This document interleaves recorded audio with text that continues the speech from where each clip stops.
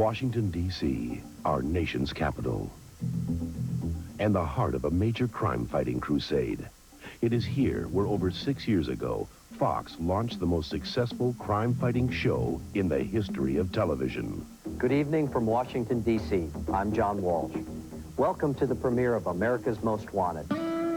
Since then, the manhunt for our most notorious fugitives has become a partnership between law enforcement, the media, and the viewing audience, all teaming up to create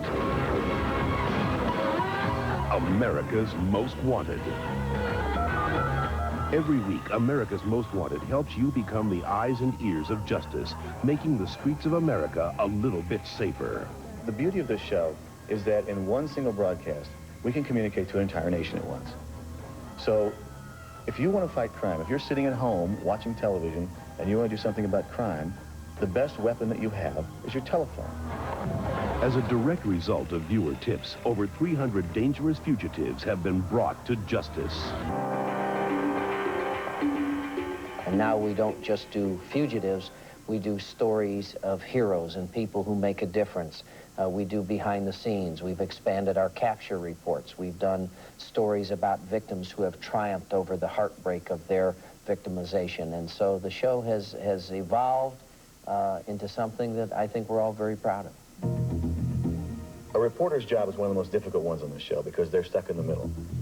Victims call them, police call them, and really want them to put these stories on the air. They then come to us in the new story meeting, and they have to pitch it. And all of a sudden, he takes the gun, and she says, "Don't shoot me," and he shoots her right in her throat, and she flies across the room, and she dies. People say, isn't it so unbearable to deal with these stories on a day-to-day basis? And I say, yes, it is, but you have to go out and try to catch these people so they won't hurt anybody else and bring them to justice. Let's do this reenactment. Let's get started working as quickly as we can. It's a very long process to get a reenactment on the air, quite frankly, around here. You have to accept the story. You then put writers on it after it's been researched.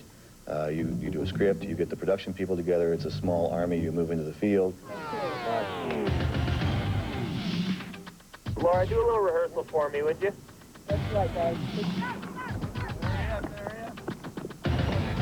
Not only do our directors and producers interact with the real people, the actresses also interface with the real people, and that is oftentimes a very powerful relationship. There's always that initial rush the day the show airs. I mean, everyone's here on the phones, watching them, wanting to see, okay, so what's the tip? Certainly the most gratifying part of the show is the capture aspect of it. You put a lot of time in, a lot of hard work. Now everyone has an attachment to it, emotional attachment, and you want to see this guy caught. When it happens, I mean, frankly, it's a real high around here. Yeah.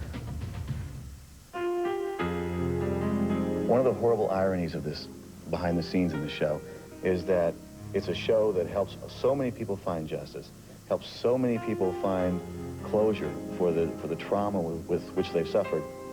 And it's run by a guy who is a victim of crime and may never find that closure himself. For John Walsh, the saga began back in 1981 with an all-too-typical American tragedy. He's of a slim build, and we just appreciate anything that anyone could give us any information on him. On July 27, 1981, John's 6-year-old son, Adam, was abducted from a shopping center in Hollywood, Florida. 2 weeks later, he was found murdered. Well, Adam's murder has never been caught, so for my family, there isn't any closure yet. The main objective for the show, from my point of view, personally, is that it's a forum for victims. I'd like to think because of what he went through, my child's a little safer today than had John not gone through it.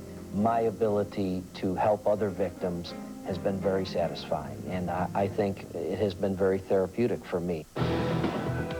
Instituting the largest manhunt ever, revolutionizing the fight for missing children, and becoming a forum to find closure for victims everywhere. It all wouldn't work without your help.